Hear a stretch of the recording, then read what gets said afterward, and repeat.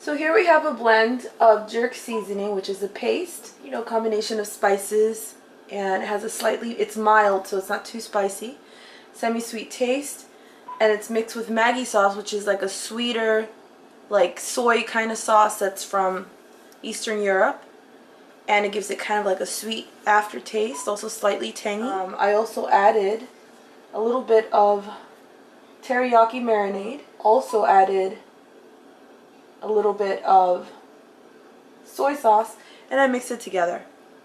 It smells divine.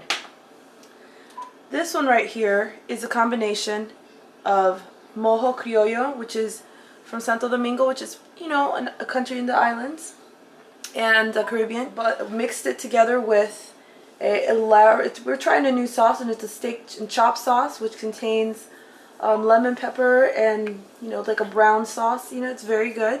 Good smelling marinade. I mix those two together. And this one right here is a combination of just Maggi sauce and soy sauce. And that's it. And I'm going to now describe the rest of the seasonings.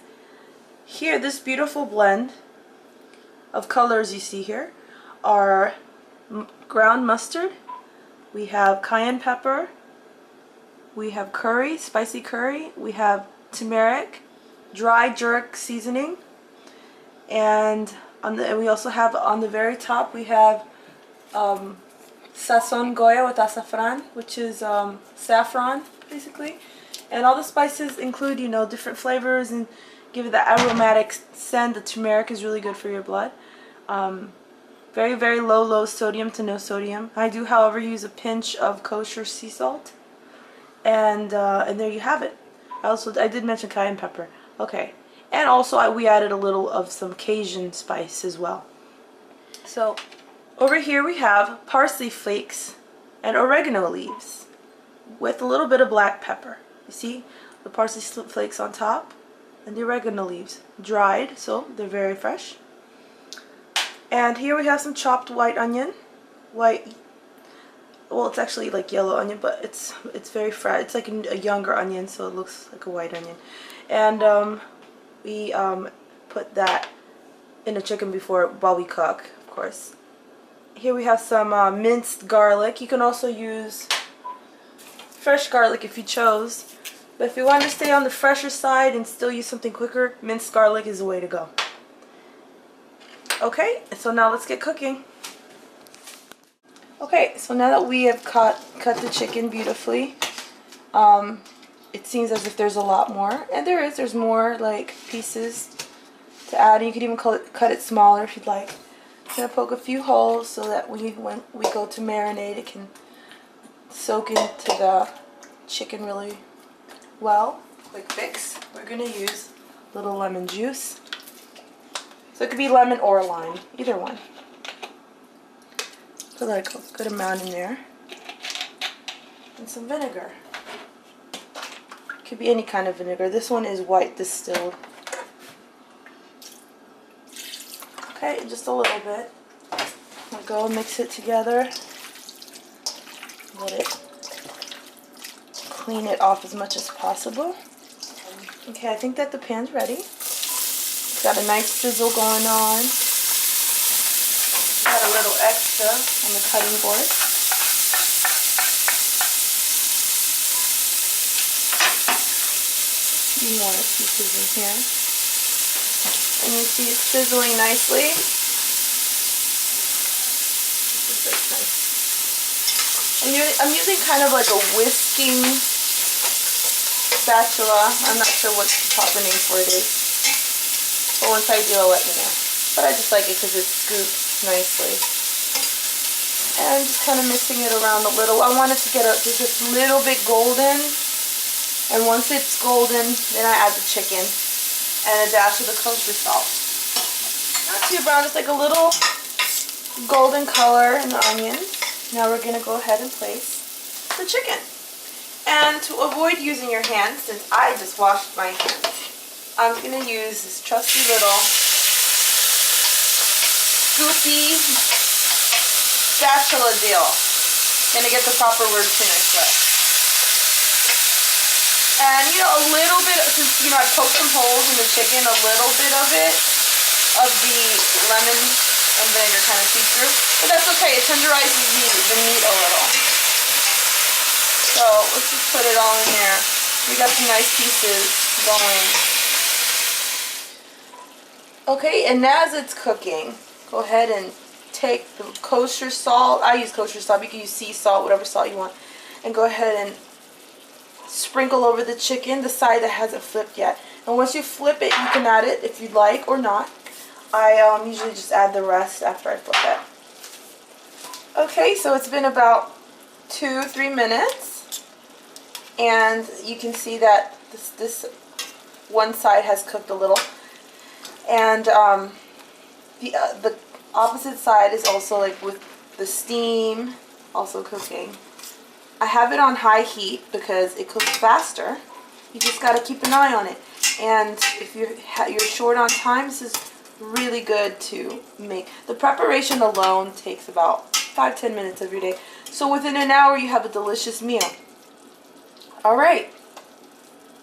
Now for the marinade. Oh wait, we gotta add the rest of the salt. Okay. So I was gonna start with the marinade that I mixed with the jerk seasoning, which is kind of like a,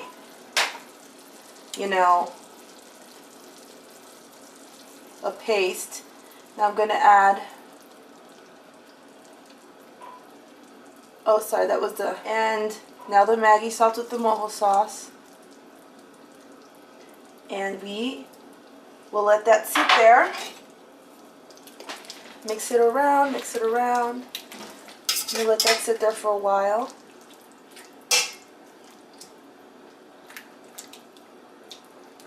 And we will flip it again in a little bit. Okay.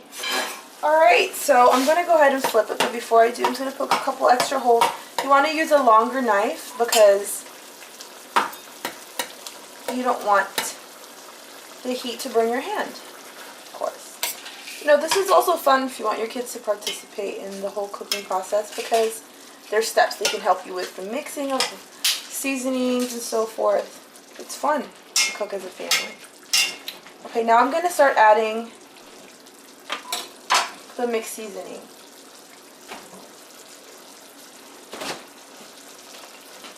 And same process, going to let it sit before I flip it. I'm also going to add the minced garlic right on top. Move it around a bit.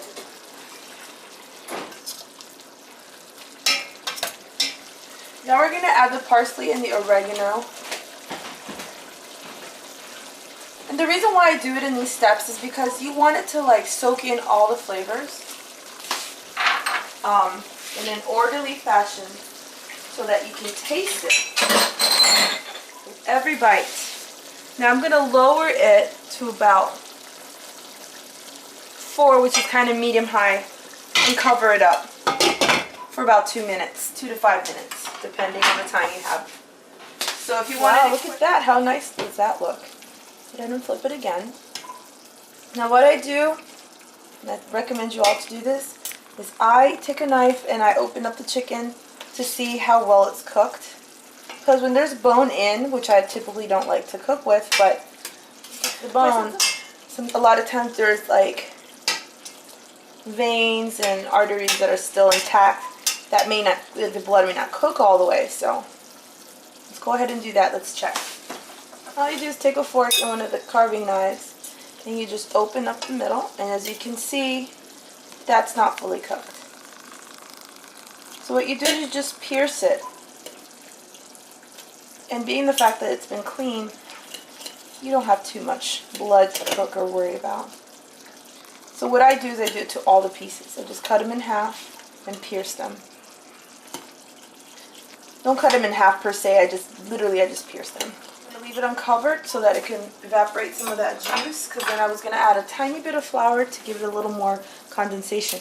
You can also use condensed milk or something else on the healthier tip. A little bit of flour is okay, not too much. I'm going to increase the heat close to high so that those middle centers, the center of the chicken can cook. I give it about 2 minutes. to 3 minutes. The centers have been cooked pretty much. We're turning them around again. So cooking time so far has been a whopping 25 minutes, more or less. And we're still going to keep it on high for a little longer and check the centers once again and make sure that it was thoroughly cooked. Now, to be extra sure, you just got to press down on them a little, squeeze any excess, stuff in there. It's cooking super nice. Cooking with the flour is optional, but I just want to add a little. And I will also lower the heat. About 4, maybe a little less than 4.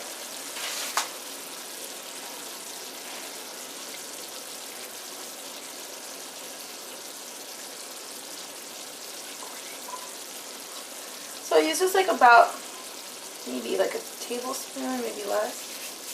Not too much. Okay, and see the sauce is now thicker.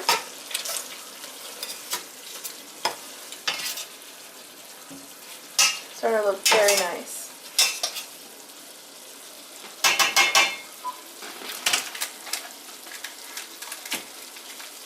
I use a tiny bit of butter just for flavor.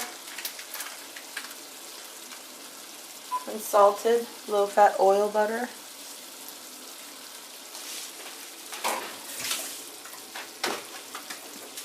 Small amount of milk.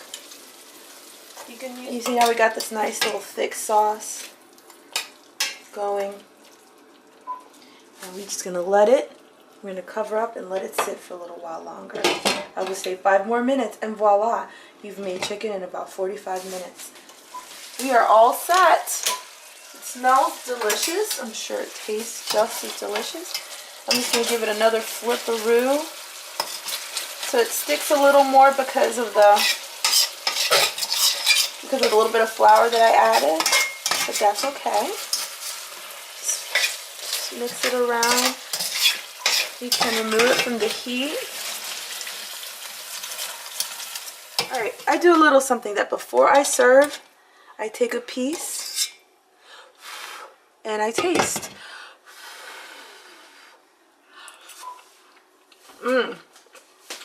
Perfection. It's absolutely delicious.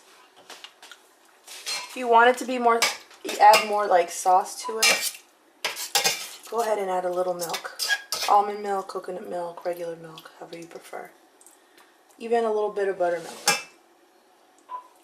Perfect. I'm going to go ahead and dig in and tell us what he thinks.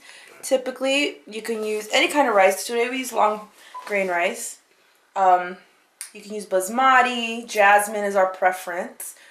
This dish also goes well with mashed potatoes or like a steamed broccoli if you want to be more health conscious. And great sauce, so you could do various sides. Tell us what you think, Nick. It's actually really good. I like the steak sauce that you put in it. We tried, that was a new ingredient we added today, the steak sauce. Steak sauce and chicken actually go well together, believe it or not. It's a marinade that you can use for pork, steak, or chicken. Well, basically, you can use any type of rice. It goes well with any type of chicken. So like basically a Caribbean flavored kind of. Yeah, we're calling this one the multi-spice West Indies chicken. So we got it. Yay! Round of applause. Our first taste tester liked it. So bon appetit. Enjoy.